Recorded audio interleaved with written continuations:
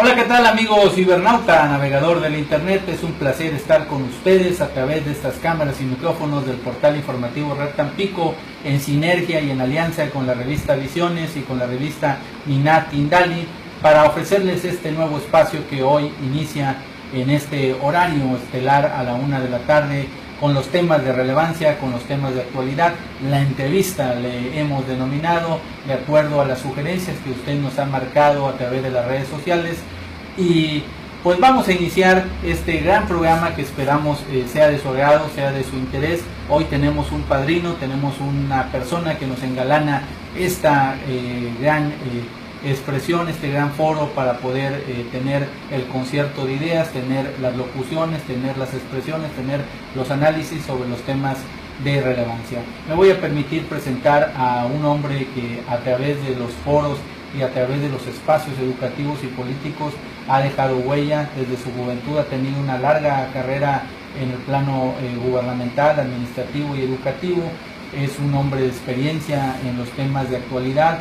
Ha sido también en alguna ocasión candidato a puestos de representación popular, escritor, ideólogo, experto en los temas educativos. Me refiero al doctor Guillermo Bravo Rodríguez. Bienvenido, es un placer, un privilegio. Mucho gusto, amigo. Me da mucho gusto estar con ustedes. Va a ser un éxito.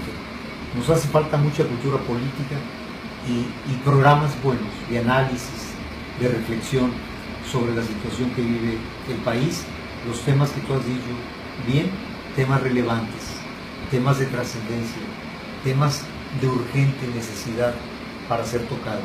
Así es. Así es, amigos y amigas.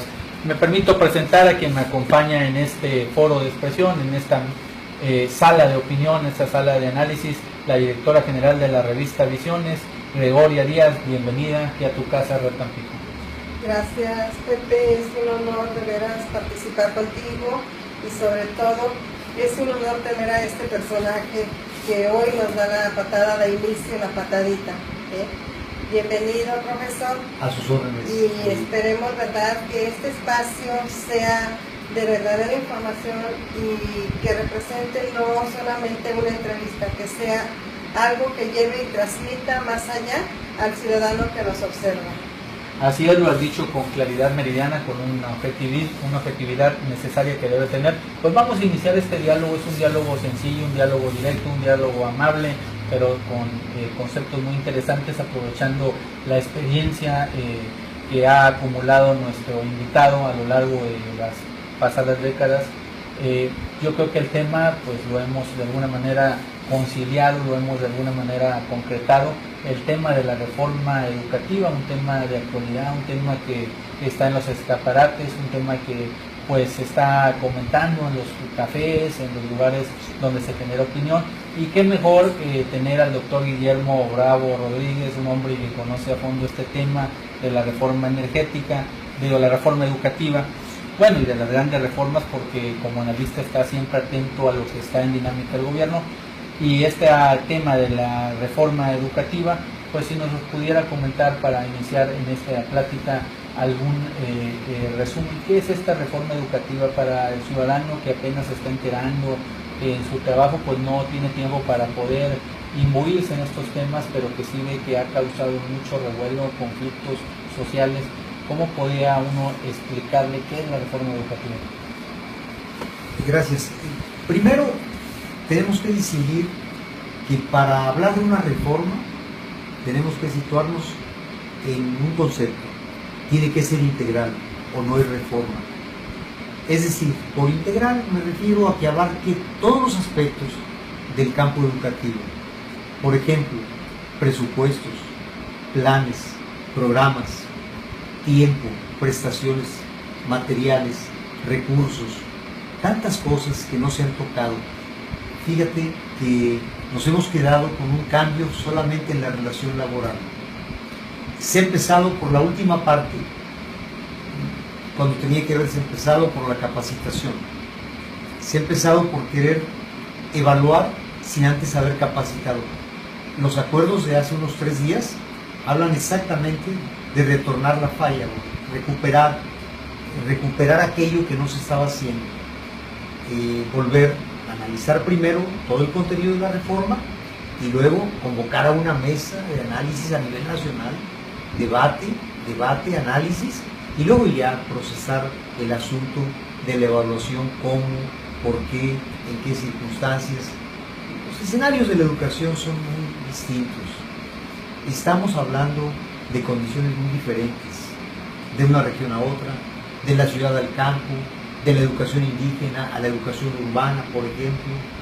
Y en las mismas ciudades a mí me parece que tenemos escuelas de primera, de segunda, de tercera y hasta de quinta.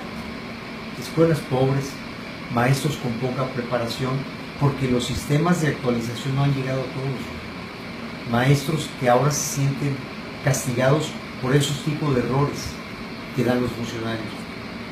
Yo creo que la educación se puede entender desde adentro, estando en ella. Así es. Gregoria, en este contexto, tu opinión al maestro, comentarle sobre este tema de la reforma educativa. Profesor, aquí toca usted un punto. Hay escuelas hasta del quinto nivel. Tristemente. ¿Por qué darse este caso? ¿Por qué los plantones? ¿Por qué las caminatas, las marchas? O sea, ¿qué es lo que debemos de hacer para mejorar esto y darle mayor confianza al padre de familia o ahora sí al educador de que no va a perder nada con esta reforma?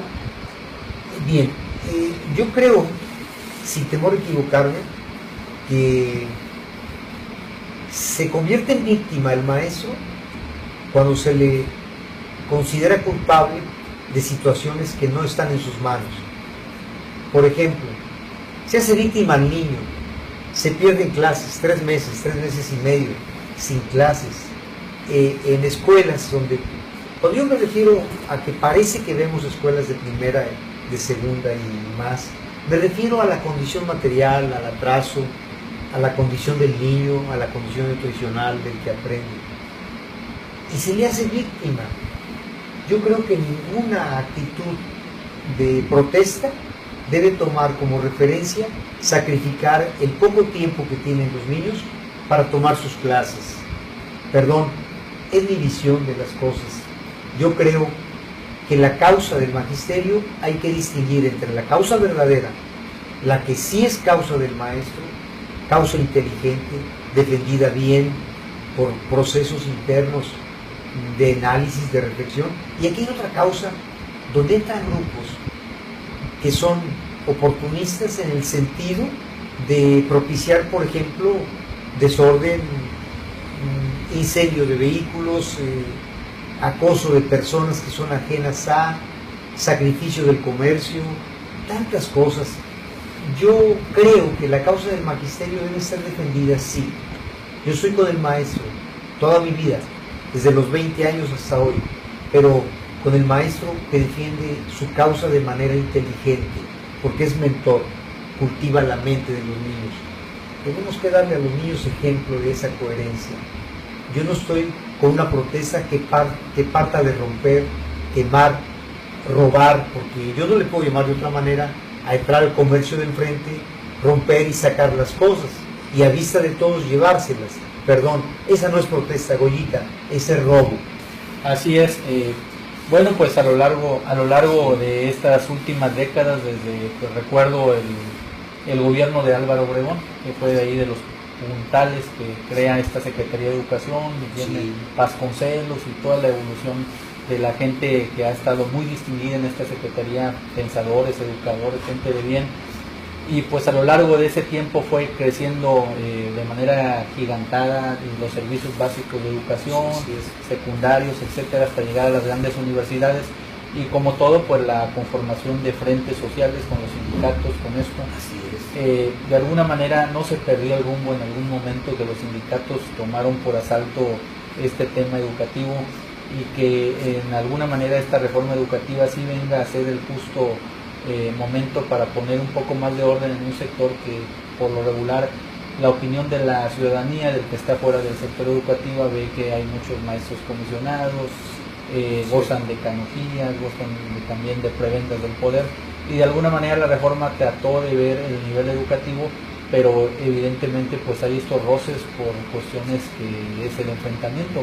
¿Hasta dónde la ciudadanía puede entender los conceptos de la reforma educativa para bien, para el futuro, así como a lo largo de estas décadas se fincaron las bases de hoy? Pues si nos comparamos con naciones de África o naciones de Centroamérica, pues nuestro sistema educativo está a la vanguardia de alguna manera. Es una muy buena pregunta, amigo Kepti. Por principio hay que contestar así. Hoy se habla de que era urgente una reforma educativa y se emprende una evaluación del magisterio, o sea, la última parte.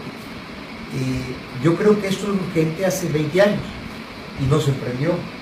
En el 2000, por ejemplo, ya era urgente una reforma, pero fíjate, una reforma que partiera, por ejemplo, de mejorar la condición material de las escuelas en todo el país. Hay escuelas muy abandonadas en infraestructura, hoy sí se habla de eso. ¿Por qué no se pensó, por ejemplo, en la capacitación de los maestros de manera sistemática?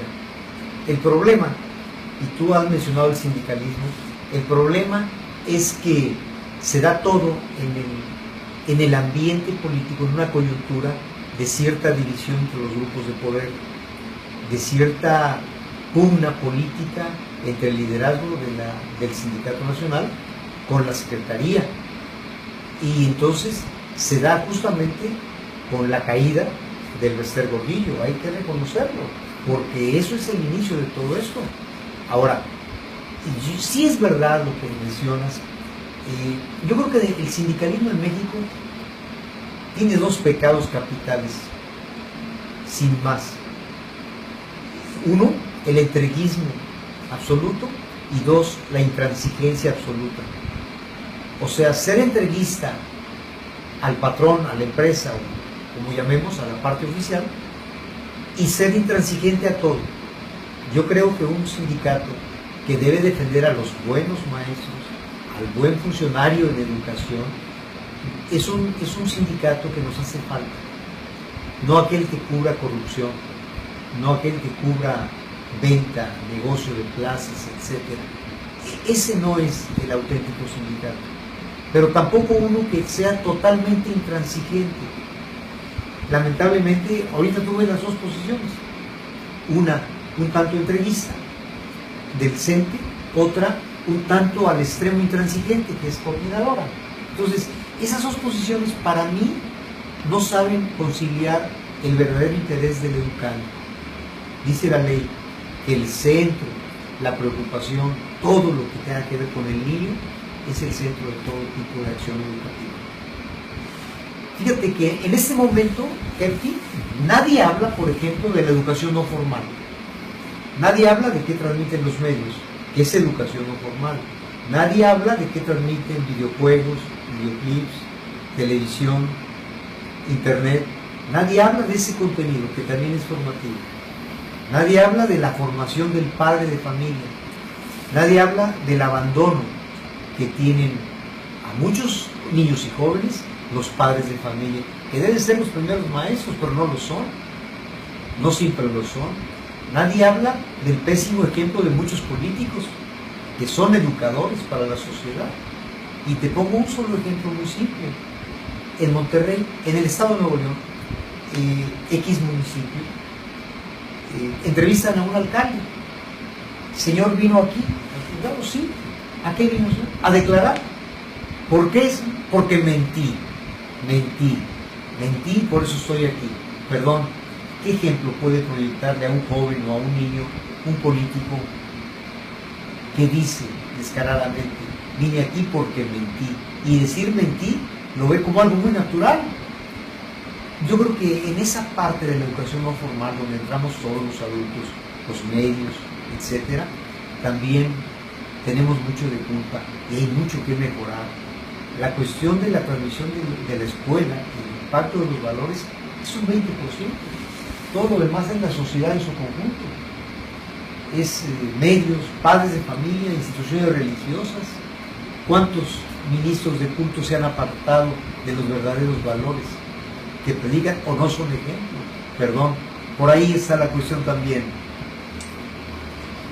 Adelante. Entonces aquí sí caeríamos en que tendrían que hacerse los cambios directos en los sindicatos, en las organizaciones sindicales, en la CENTE, en la SED, para que limpiar esas áreas, para que pudiera, ahora sí surgir quien ayudara en este aspecto con la reforma educativa.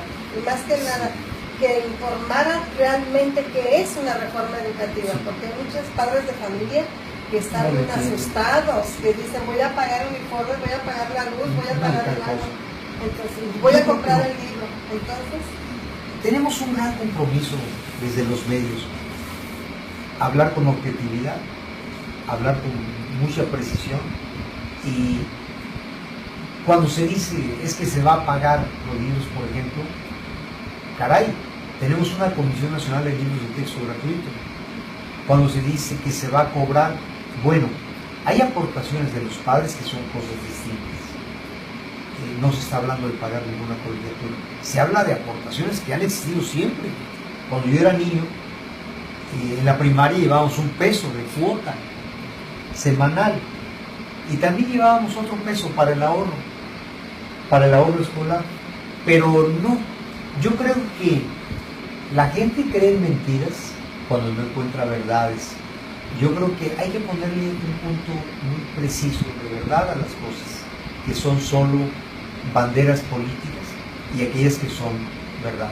Sí hay muchas cosas equivocadas, ¿eh? Para mí, el funcionario de educación debe ser un funcionario probo. Hace falta cambiar eso. Hace falta que los funcionarios en educación realmente conozcan del tema. Porque la ley Goyita dice evaluar al sistema educativo. ¿Y por qué entonces insiste en evaluar una de las partes? ¿Por qué no hacemos una evaluación de todos los funcionarios de la SED México, por ejemplo, y a ver si tienen el perfil? ¿Por qué no lo hacemos? ¿Por qué no vemos quién sí tiene el perfil y quién no? Porque la ley dice, habrá un sistema nacional de evaluación. Antes de estos cambios ya existía la Ley General de Educación, que sí se llama, ya habla de la evaluación de un sistema, y dice, el sistema educativo lo forman las autoridades educativas, los maestros, los alumnos, las instituciones, los padres de familia, las instituciones públicas y privadas. No nos han hablado mucho cómo se va a evaluar, por ejemplo, a los maestros de educación particular. No nos han hablado mucho de eso. Se habla de una tendencia privatizadora. Yo tengo muchas reservas ahí, porque no es precisamente eso. Se han cometido errores, se ha partido de evaluar al maestro. Perdón, la calidad de la educación no depende de lo que haga o deje de hacer exclusivamente el maestro. Es una parte, solo una parte. ¿Qué hacemos? Por ejemplo, con un padre de familia que no manda a su hijo a la escuela y lo manda de vez en cuando, que va 2 días y falta 3, o va 3 y falta 2, y 2 alternados. ¿Qué hacemos con un niño que deja la escuela por irse a vender con su papá algo? ¿Qué calidad podemos precisar ahí? O bien, Goyita, ¿qué hacemos, por ejemplo, con un maestro que tiene que atender primero, segundo, tercero, todos los grupos, una escuela unitaria? O una bidocente, donde hay 2 profesores atendiendo todos los grados de primaria y también la función directiva de la escuela. ¿Qué hacemos con una escuela donde no tiene otro tipo de servicios? No sé si te acuerdas del error aquel del sexenio de Fox, cuando la enciclomedia, el sistema de enciclomedia. ¿Qué pasó? Que había muchas escuelas donde no se pudo instalar nada porque no tenía energía eléctrica. ¿Sí? ¿Qué pasó? ¿Qué pasó? Que había muchas escuelas donde no había qué maestro quisiera entrarle a eso porque no teníamos una capacitación previa. Entonces, se juzga, más bien se prejuzga, se culpa. Dice, hey, evaluemos, ¿ya vieron? Ellos son. No es así. El maestro muchas veces ha sido culpable, sí, pero también muchas veces ha sido víctima.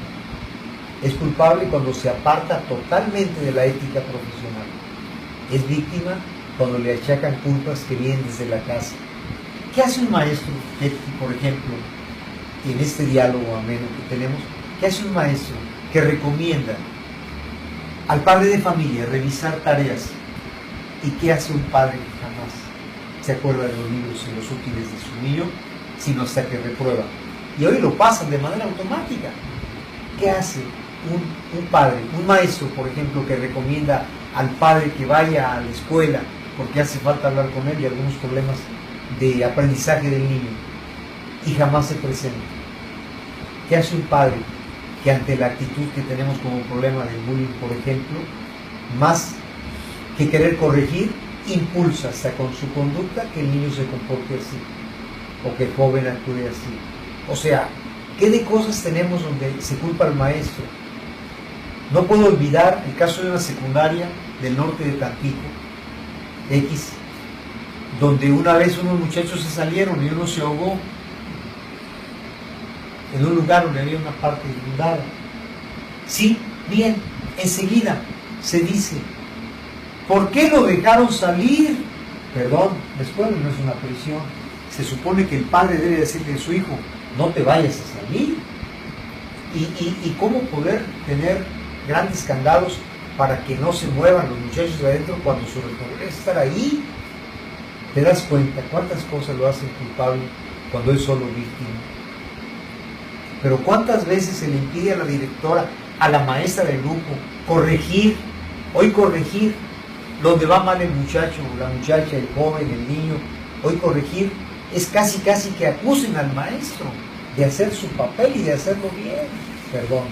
No, definitivamente hoy vemos pues toda esta apertura en ese contexto, que el niño es intocable y el maestro está prácticamente en un rincón muy debilitado, ¿no? Y si toma una decisión inadecuada puede traer hasta repercusiones de carácter penal y situaciones, y es lamentable. En ese orden de ideas, siguiendo el diálogo de esta gran interesante charla, muy amena, estos tópicos que nos están manejando el doctor Guillermo Bravo Rodríguez, para conocer de cerca al interior la reforma educativa. Otro de los temas que nos llama la atención, y lo hemos comentado Rita y un servidor, es pues el rol del secretario de Educación Pública a nivel nacional. Hoy pareciera que está dándole otro giro a lo que tradicionalmente estamos acostumbrados. El actual secretario de Educación ha hablado incluso de ser itinerante, antes de entrar en todo este conflicto de la reforma educativa.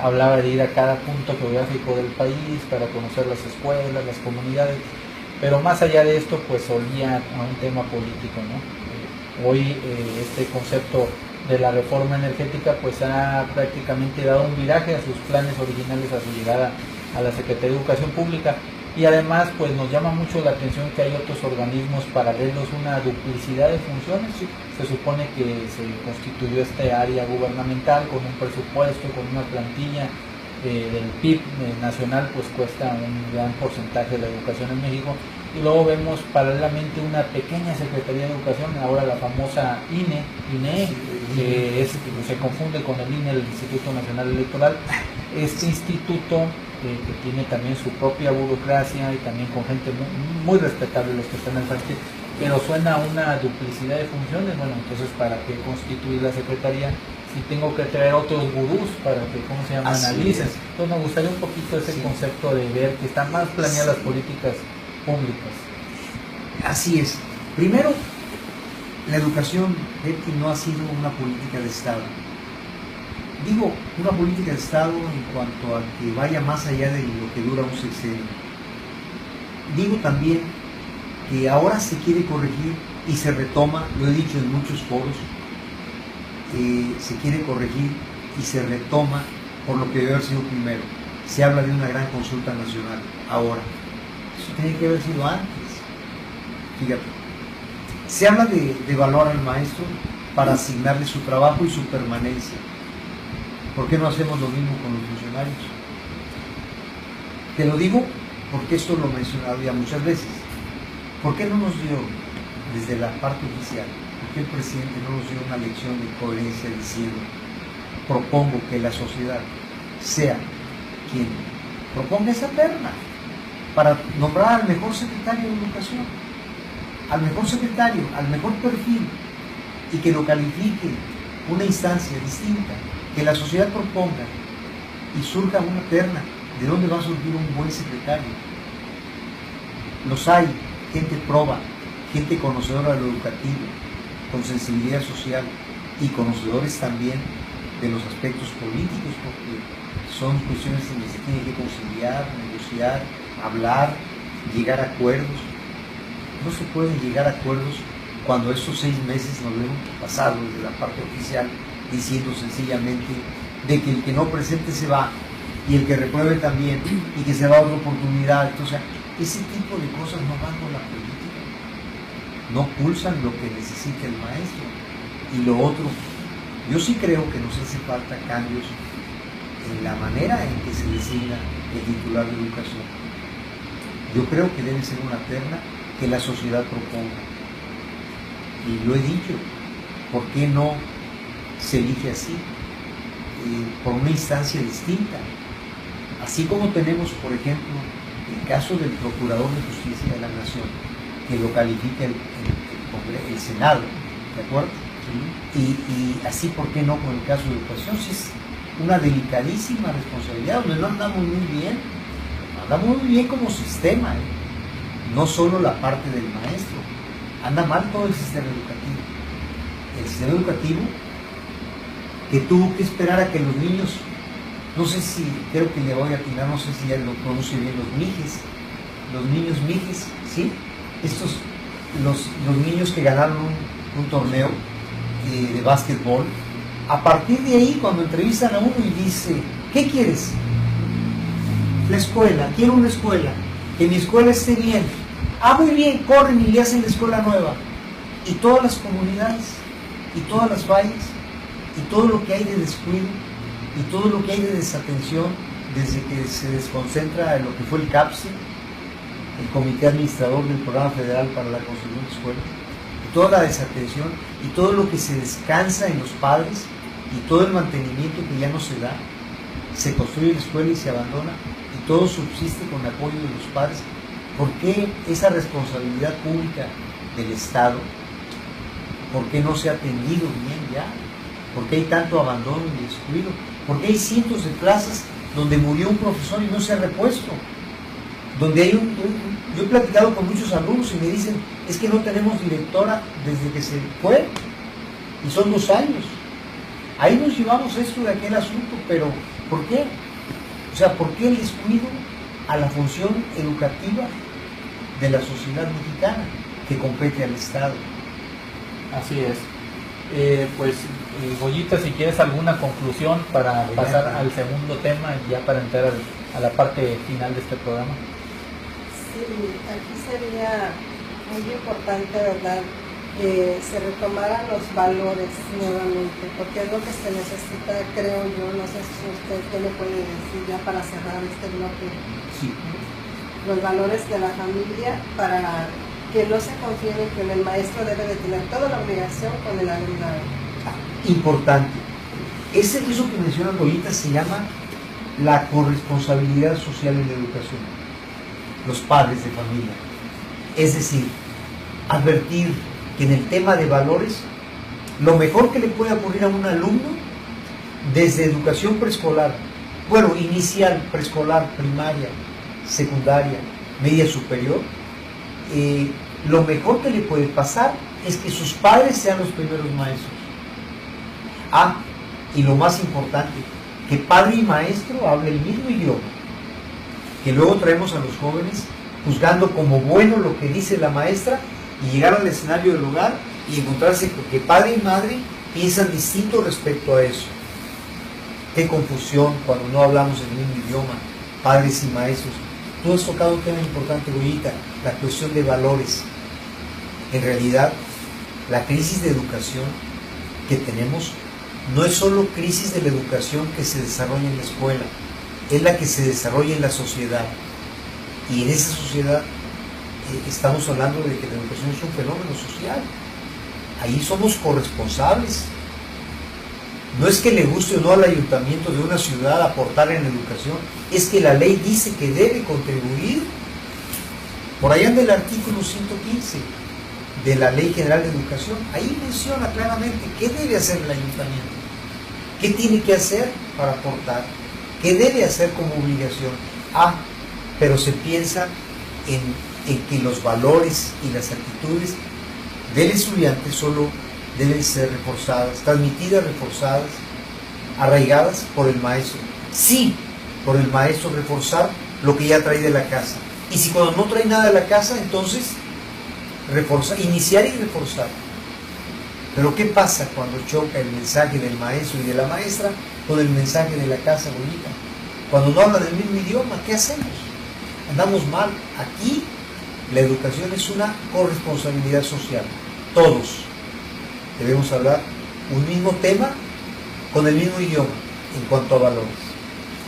Así es, aprovechando esta gran participación de nuestro invitado y padrino, el doctor Guillermo Bravo Rodríguez, vamos a pasar al segundo tema de esta entrevista, un experto en temas educativos, en temas de actualidad, en el análisis de los movimientos sociales. Otro gran tema que está flotando en la atmósfera, sobre todo pues de cara a la importancia que debe tener en el plano internacional y nacional, son las próximas elecciones presidenciales de Estados Unidos, en donde pues todo indica que el Partido Republicano va a tener como candidato al empresario multimillonario Donald Trump, y por otra parte los demócratas están impulsando a la figura de la mujer con pues la ex esposa de William Clinton y ex secretaria de Estado Hillary Clinton.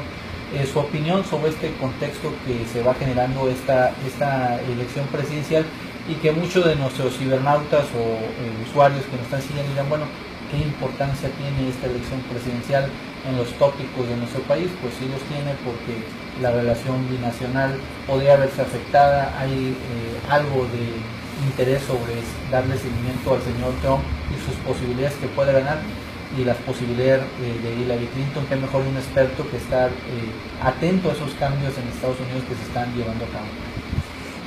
Sí, mira, primero, todo el impacto que puede tener si él, como candidato, llegara, porque no espero que ocurra, a tener la presidencia.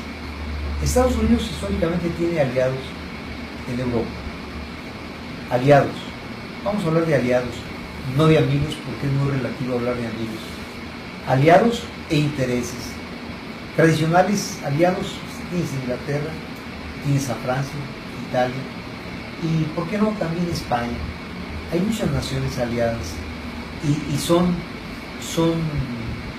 coincidentes en valores, en actitudes, en proyectos, en fin. Todo eso se podría venir abajo en caso de una actitud de un eventual triunfo, por ejemplo, que pudiera darse de Donald Trump. Yo creo que no es por ahí. Yo creo que eso se perdería. Ahora, hacia América. Aquí tenemos 3.000 kilómetros de frontera. 3.000 kilómetros de frontera, y tenemos a una nación vecina. Ni ellos se van a cambiar, ni nosotros nos vamos a ir de donde estamos. Eso no es históricamente posible, ni geológicamente posible. Estamos aquí, el destino pone a México en Estados Unidos, junto a Estados Unidos como su vecino, y aquí lo importante es el entendimiento. Hay una interdependencia. No sé si recuerdes la trascendencia, por ejemplo, que tiene la mano de obra latina, hispana, pero sobre todo de origen mexicano en Estados Unidos. Es muy importante. Yo creo que Donald Trump parte de una intolerancia cuando dice de México nos viene solo lo malo. No es cierto, no es así. Sigamos el caso de toda la gente de origen mexicano, hispano en general, pero situemos en los mexicanos, lo nuestro, que ha trascendido con grandes cargos, con gran ejemplo para la nación. Ahorita me acuerdo de un solo caso, me puedo acordar de otros. Por ejemplo, ya hubo un alcalde, un gobernador en California de origen hispano, ya se tuvo un alcalde en San Antonio de origen hispano, parece que fue Henry Cisneros. Pero también, maravillosamente, una muchacha que llega a Estados Unidos de 15 años, Goyita, llega al cargo más alto de la tesorería de los Estados Unidos. Hablo de Rosario Marín, que le encontramos firmando los dólares en el sexenio de uno de los muchos, yo no sé si de padre o del hijo, creo que del hijo. Fue tesorero de los Estados Unidos. Cuando llegó a Estados Unidos, indocumentada, a los 15 años. Es una mujer ejemplar, y como ella, cientos de casos de gente de origen mexicano que es ejemplar allá, en todo. Yo creo que generalizar en política es delicado, y Trump generaliza diciendo, nos viene solo lo malo, el traficante de drogas, el violador, el matón, etc. No es así, no es así. Hay gente de gran valor y de gran valía de origen mexicano. Que él tenga sus principios intolerantes, racistas, ultraconservadores, es otra cosa. Que los exprese.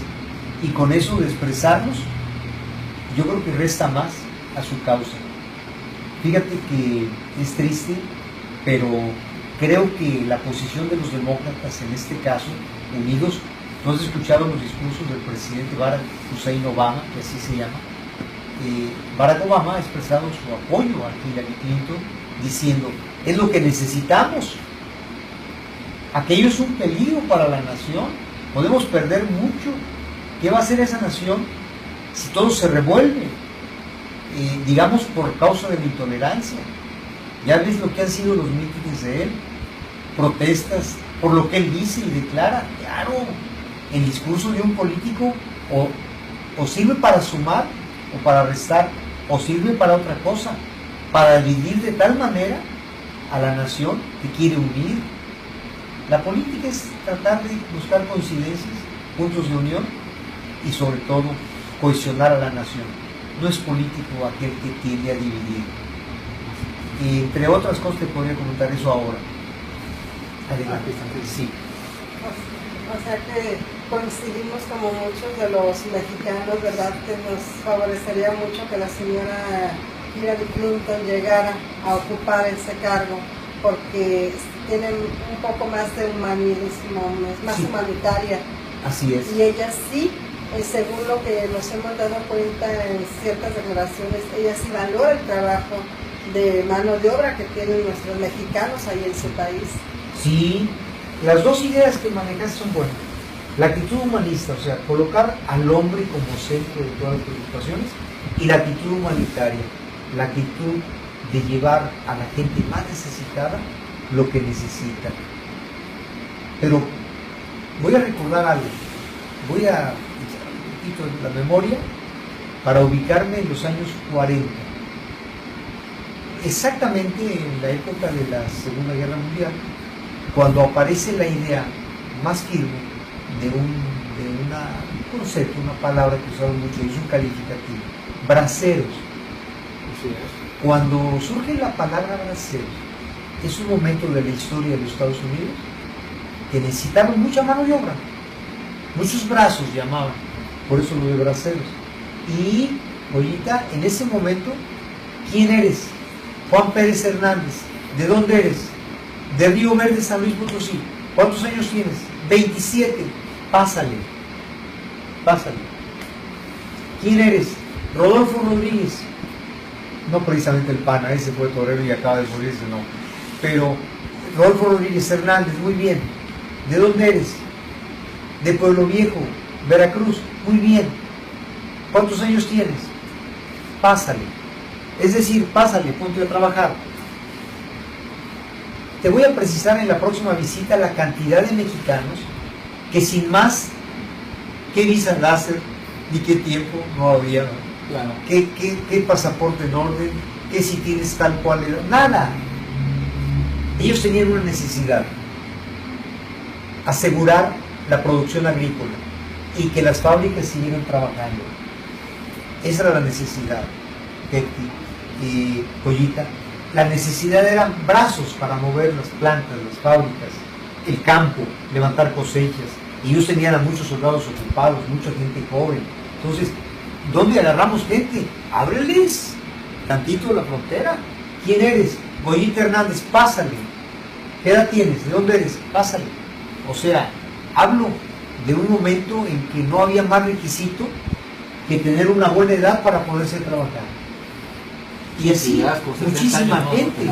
Yo recuerdo ahora, eso ha pasado en momentos de crisis, eso siguió después de la guerra, de la Segunda Guerra Mundial, y en el momento del 50 al 53, cuando viene la guerra en Corea, y nuevamente se requieren muchos braceros. Y es precisamente en los años 50 cuando 3 o 4 hermanos de mi madre, vienen Linares, se van para allá, y totalmente excelentes trabajadores, con sus derechos migratorios. A eso tiene que llegar la nación, a conciliar todos los derechos de un trabajador allá. Primero, porque ellos necesitan. Segundo, porque están al lado. Y tercero, porque no es con muros, como se lo plantea el señor Donald Trump, como se puede corregir las cosas. Siempre habrá un espacio. Yo no creo que vayan a terminar en 4 años un muro de 3.000 kilómetros para que no pase nadie. Perdón, yo creo que no. Hay situaciones donde políticamente no son factibles. Hace falta el entendimiento. Así es. Así es, sin lugar a dudas, pues es complicado el escenario en Estados Unidos. Los mexicanos esperamos que tenga ese repunte y tenga esa fortaleza el Partido Demócrata para que pueda hacer un enfrentamiento a lo que es el señor Donald Trump, quien pues ha tenido esa actitud que ya todos conocemos, incluso con la prensa latina, incluso ha llegado a expulsarlos de eventos, ¿no? Sí. Y callarlos. Un conocido periodista recientemente, hace meses, también tuvo ese desaire.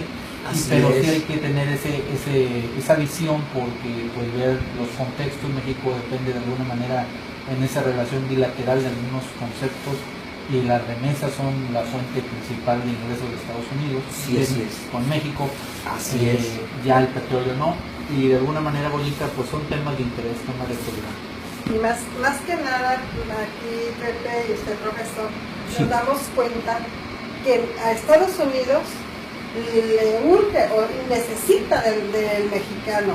Sí, o sea, ellos necesitan más de nosotros, los mexicanos, de la mano de obra, del petróleo, todas las cosas que se generan en México, que ya hemos perdido. Pues ellos tienen más necesidad de esto, ¿no creen? Bueno, sí, pero es una relación de interdependencia en esto. Muchos de México viven de la remesa de braceros. O sea, mucho de la vida en los pueblos mexicanos, hay que decirlo, vive a partir de las remesas que mandan hermanos, hijos, etcétera, padres, familia, esposos, etcétera, hacia México. La remesa de braceros contribuye en mucho al desarrollo de muchas regiones del país. Hay regiones completas, Boyita, Pepe, donde, por ejemplo, casi todo el año no están aquí los trabajadores. Ahí te va el periodo, de finales de febrero hasta octubre, inicios de noviembre, regresan. O sea, son trabajadores de toda la época de sembrar, cosechar, cultivar y traer. Y cuando viene el tiempo en que no se hace eso, muchos retornan para acá y luego regresan. O sea, la remesa permanente durante todo ese tiempo de dinero hacia México es constante y muy importante. Yo digo, ¿quién necesita más a quién? Mejor no diríamos eso, diríamos que nos necesitamos mutuamente. ¿Y en qué medida? Yo creo que esa es una cosa muy relativa. Lo que sí es cierto es que la necesidad es mutua. Ellos también tienen cientos, miles de empleos que hacen gente de origen mexicano. Y otra cosa en la cual sí necesitan al mexicano, y mucho. El mexicano es el mejor trabajador fuera de su país, más disciplinado, acata más la ley, respeta más las normas, se comporta, ahorra, cuida, protege, crece, todo, se hace otro sujeto. Y cuando cruza el Bravo, entonces se hace otro individuo. Acá hace muchas veces lo que allá no le permiten, embriagarse, manejar inconvenientes, etcétera, etcétera. Allá no, O sea, nos necesitamos. Estados Unidos y México se necesitan. El destino nos ha puesto así. Y somos interdependientes y nos necesitamos mutuamente.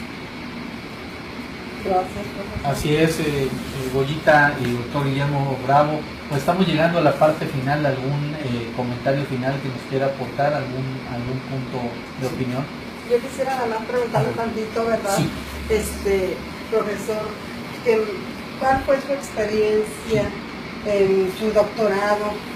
¿Cuál es esa experiencia? Sí, me gustaría que antes de que cerráramos ya con esto, me hablara de eso. Sí. Con gusto.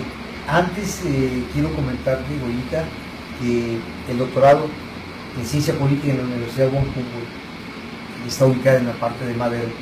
Me permitió primero poner en orden una serie de ideas que yo traía desde la facultad, en la Facultad de Ciencias de la Educación de la UAT en Victoria, en la especialidad de Ciencias Sociales. Vimos muchos autores clásicos de la política, vimos la materia de teoría política. De hecho, me tocó ser maestro adjunto de teoría política. Mi experiencia como estudiante es primero una experiencia de aprendizaje muy grande. Poner en orden, profundizar en temas como democracia, como cultura política, como abstencionismo político, como apatía política. Todo ese tipo de temas que yo no tenía muy precisados, así, no los tenía muy delimitados. Y a partir del estudio sistemático del doctorado fue posible. Esa es mi experiencia, o sea, aprender, reconocer la verdadera ciencia política, la ciencia regia, no la politiquería. Reconocer cuando estamos ante un ejemplo de un político y cuando estamos ante el ejemplo de un politicastro, como le llamaba Platón a los que no eran políticos. Nada más, no quisiera ahondar más en esto porque tendremos más tiempo para hacerlo. Solo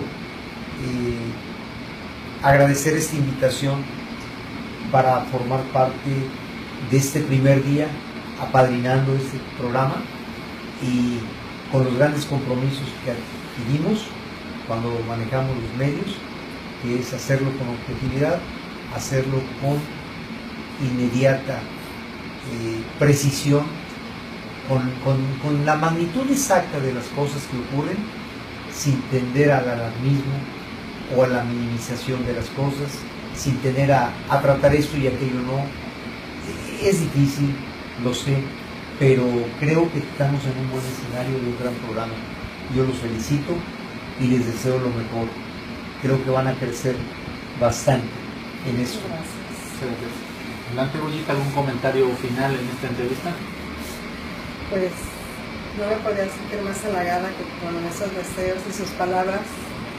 Una persona que admiro mucho por esa tenacidad que le pone, por sus libros, por todo, ¿sí? Y le agradezco bastante que nos dé la oportunidad de contar con usted y que no sea la última, ¿eh? Yo sé que vienen muchos más y que aquí nos acompañarán. Estaré con gusto, con mucho gusto.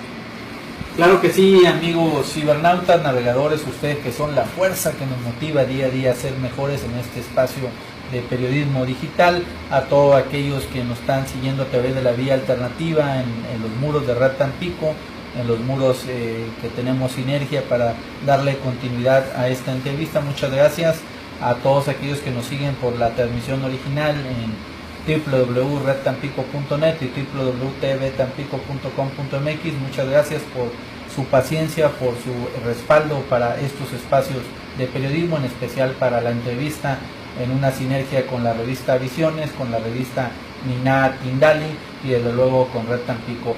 Al doctor Guillermo Bravo Rodríguez, nuestro agradecimiento, nuestra gratitud por haber aceptado este espacio en este primer programa de este gran proyecto que de manera conjunta hemos estado emprendiendo. Muchas gracias por las atenciones. Nos vemos mañana en punto de la 1 de la tarde con otra entrevista más que sabemos será de su agrado. Pásenla bonito, buen provecho, hasta la próxima.